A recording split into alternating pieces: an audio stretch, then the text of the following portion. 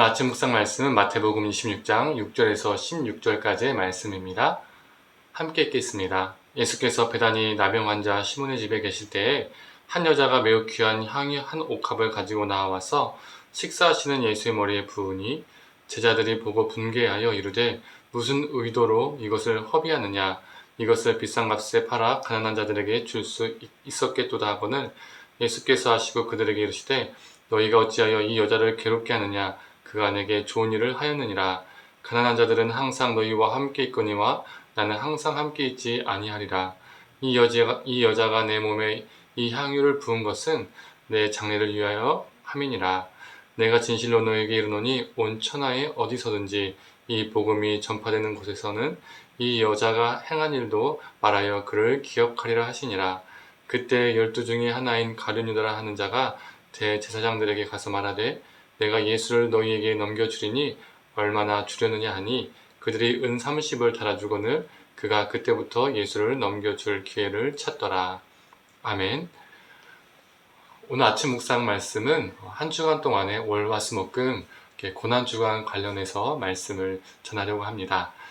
이 고난주간 가운데 아침 묵상을 통해서 하나님의 은혜가 있기를 간절히 소망합니다.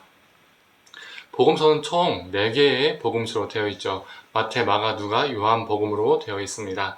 그런데 모든 사건이 이 4개의 복음서에 다 기록되어 있지는 않죠. 어떤 사건은 한 복음서에만, 또 어떤 사건은 2 복음서에만, 또 어떤 사건은 3 복음서에만, 또 어떤 사건은 모두 이 4 복음서에 기록되어 있는 경우도 있습니다.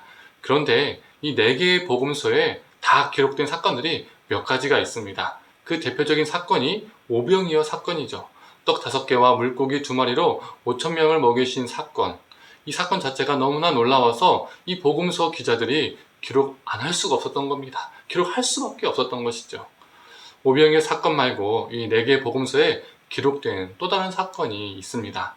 바로 오늘 본문인 향유를 부은 여인의 사건입니다. 한 여인이 갑자기 등장해서 1년치 임금에 해당되는 그 값비싼 향유 옥합을 깨트리는 그 사건 자체가 사람들에게 너무나 충격적이었고, 또 그 향유를 부었을 때 그 향기가 온 방을 가득 채워서 사람들의 그 후각을 자극했기 때문에 많은 사람들의 뇌리에 이 사건이 확실하게 바뀔 수밖에 없었을 겁니다. 그리고 이 복음서 기자들이 이 사건이 너무나 인상적이고 또 충격적이고 또 많은 것들을 생각하게 하는 사건이었기 때문에 자세히 이 사건을 그릴 수밖에 없었을 겁니다. 그녀는 그 많은 향유를 아낌없이 예수님께 부어드렸습니다. 8절을 보면 이 모습을 보고 제자들은 분개했다라고 나와 있습니다. 그들은 그것을 팔아서 가난한 자들에게 줄 수 있었을 것이다 라고 생각했던 것이죠. 정말 그 생각이 그들의 진심이었을까요? 예수님의 순한 예고를 듣고도 깨닫지 못하였고 여전히 예수님을 자신의 성공의 도구로 보았던 그 제자들이 그런 마음을 자연스럽게 품을 수 있었을까요? 그들이 분개한 이유는 그게 진짜 이유가 아니었을 겁니다. 그들의 분개했던 이유는 그것이 아까워서 그랬을 겁니다. 1년치 연봉이니 요즘으로 따지면 몇 천만 원이 되는 가치가 있는 것이죠. 그들은 속으로 차라리 그 향유를 통째로 주지, 그걸 팔아서 돈으로 환산했으면 얼마나 좋았을까, 이런 마음이 그들에게는 더욱더 컸을 겁니다.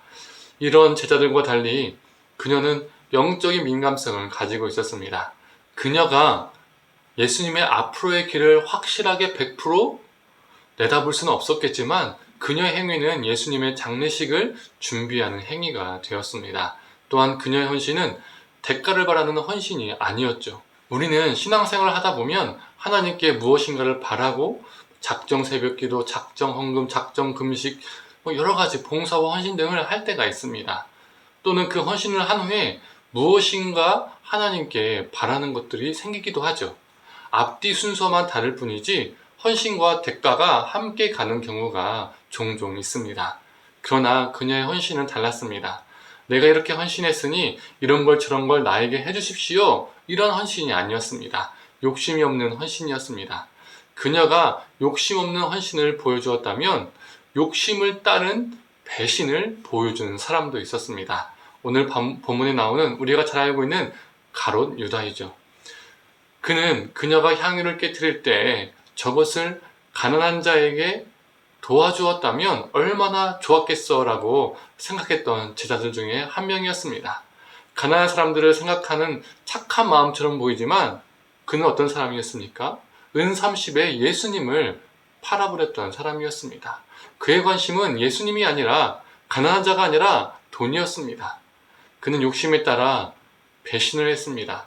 다르게 표현한다면 그는 자신의 욕심에 헌신했습니다. 그에게 예수님은 욕망과 탐욕의 도구였기 때문에 예수를 통해서 자신의 욕망이 이루어지지 않을 것 같으니 과감히 버리고 배신을 한 것이죠. 대부분의 제자들도 수많은 계산기를 그 당시에 두드리고 있었을 겁니다. 가룟 유다가 먼저 행동으로 옮겼을 뿐입니다. 오늘 본문은 두 사람의 모습을 극명하게 보여주고 있습니다. 욕심 없는 헌신, 욕심에 따른 배신, 이것을 보여주고 있죠. 그리고 우리에게 말합니다. 너는 어느 자리에 서기를 원하는가? 너는 어떠한 존재가 되기를 원하는가? 우리 헌신의 대상은 세상 욕심이 아니라 바로 우리 주님이십니다. 죄에 죽을 수밖에 없는 나를 그 죽음에서 건져주신 그 은혜에 감사해서 오직 그 은혜 때문에 우리의 삶을 하나님께 드리는 존재로 살아가길 소망합니다. 우리 헌신을 돌아보고 우리 헌신 안에 불순물이 있다면 그것들을 제거하고 온전한 헌신을 하나님께 드림으로 우리 삶 가운데 향유옥합의 향기가 넘쳐나기를 간절히 소망합니다. 함께 기도하겠습니다. 하나님, 이 향유옥합을 깬 여인은 대가 없는 욕심이 없는 헌신을 우리 주님께 드렸습니다. 또 이 가룟 유다는 자신의 욕심에 따른 배신을 보여주었습니다. 하나님, 욕심이 없는 헌신과 욕심이 따른 배신 속에서 우리가 후자를 따르는 것이 아니라 이 여인처럼 우리 안에 불순물이 없게 하시고 온전히 하나님을 사랑하고 하나님의 은혜에 감사해서 헌신하는 자로 살아가게 하시고 그 헌신 속에서 그리스도의 향기가 넘쳐나게 하여 주시옵소서. 감사드리며 예수님의 이름으로 기도드립니다. 아멘.